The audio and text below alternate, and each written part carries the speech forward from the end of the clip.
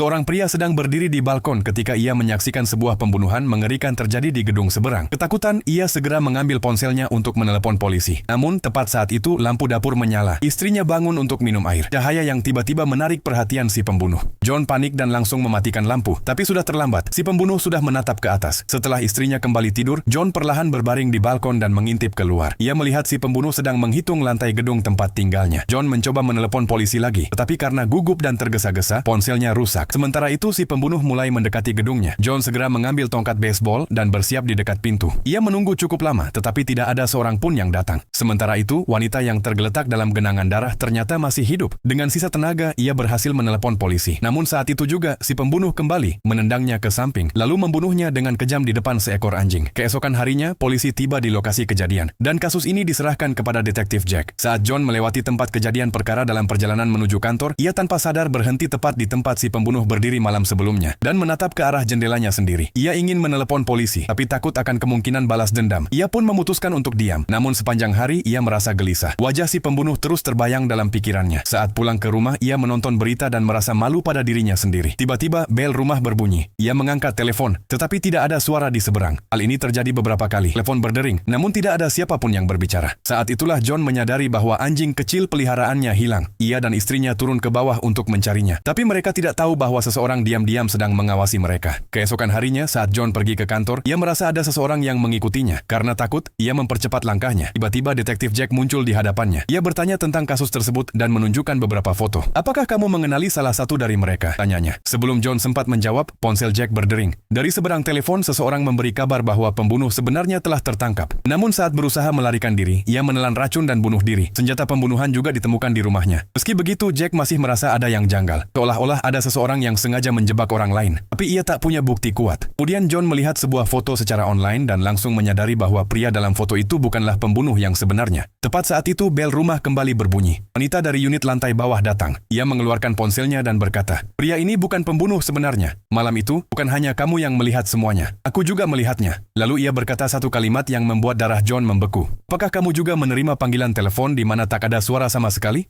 John membeku. Ketakutan, ia mendorong wanita itu keluar dari rumahnya. Ia merasa bahwa jika ia mengatakan yang sebenarnya, si pembunuh akan kembali. Namun saat wanita itu masuk ke dalam lift, ternyata si pembunuh yang asli, iblis itu sendiri, sudah berada di dalam.